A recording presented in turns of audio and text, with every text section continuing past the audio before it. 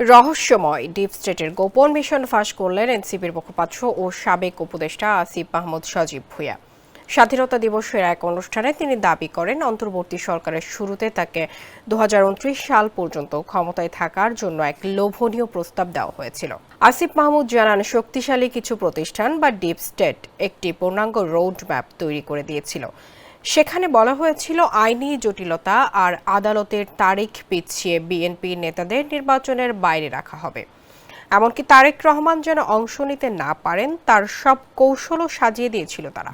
বিনিময়ের শর্ত ছিল শেখ হাসিনার বর্তমান মেয়াদ অর্থাৎ 2029 পর্যন্ত কোনো বাধা ছাড়াই ক্ষমতায় থাকা।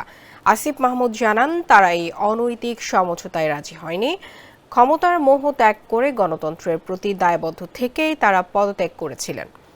বর্তমান সরকারের সমালোচনা করে তিনি বলেন, যারা একসময় স্বচ্ছতার কথা বলেছিল তারাই এখন বিতর্কিত ব্যক্তিদের মন্ত্রী বানিয়ে পুরস্কৃত করছে।